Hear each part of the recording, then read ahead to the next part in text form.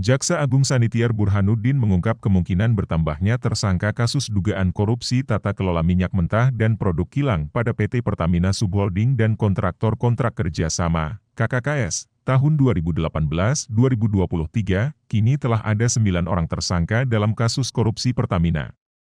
Mereka adalah Rifa Siahaan selaku Direktur Utama PT Pertamina Patraniaga, Sani Dinar Saifuddin selaku Direktur Feedstock and Product Optimization PT Pertamina International, Yoki Firnandi selaku Direktur Utama PT Pertamina International Shipping, kemudian Agus Purwono selaku Vice President, VP, Feedstock, Muhammad Kerry Adrianto Riza selaku Beneficial Owner PT Navigator Katulistiwa, Dimas Werhaspati selaku Komisaris PT Navigator Katulistiwa dan Gading Ramadan Joedo selaku Komisaris PT Jenggala Maritim sekaligus Direktur Utama PT Orbit Terminal Merak, Maya Kusmaya selaku Direktur Pemasaran Pusat dan Niaga PT Pertamina Niaga, dan Edward Corne selaku Heavy Trading Operation PT Pertamina Patraniaga. Menurut Burhanuddin, tersangka kasus korupsi Pertamina ini pasti akan bertambah dan tak akan berhenti di 9 tersangka ini saja. Namun, Kejagung membutuhkan waktu untuk bisa bekerja secara sistemik membuktikan kasus korupsi di Pertamina ini. Untuk itu, Burhanuddin meminta publik bisa bersabar menunggu pembuktian dari Kejagung.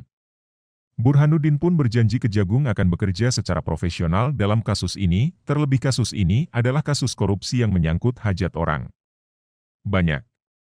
Itu tidak mungkin hanya 9 orang ini, pasti nanti bertambah. Tapi tunggu dululah sabar, biar kami bekerjanya sistemik. Insya Allah lah kita akan buktikan kepada masyarakat bahwa kita profesional, kata Burhanuddin dilansir Kompas TV, Sabtu, 15 Maret 2025, baca juga, alasan Kejagung periksa Ahok lebih dulu sebelum direksi Pertamina. Pak Ahokan yang minta 120 orang telah diperiksa dalam kasus korupsi minyak mentah di Pertamina. Kejaksaan Agung sudah memeriksa total 120 saksi untuk mengusut kasus korupsi tata kelola minyak mentah di Pertamina, Subholding dan kontraktor kontrak kerjasama, KKKS, periode 2018 hingga 2023 yang merugikan negara Rp193,7 triliun. Kepala Pusat Penerangan Hukum, Kapus Penkum, Kejagung Harli Siregar mengatakan banyaknya saksi yang diperiksa itu mengingat tempus atau waktu kasus korupsi yang terjadi itu cukup panjang yakni selama 5 tahun sehingga diperlukan keterangan dari beberapa pihak. Terima kasih sudah nonton, jangan lupa like, subscribe, dan share ya!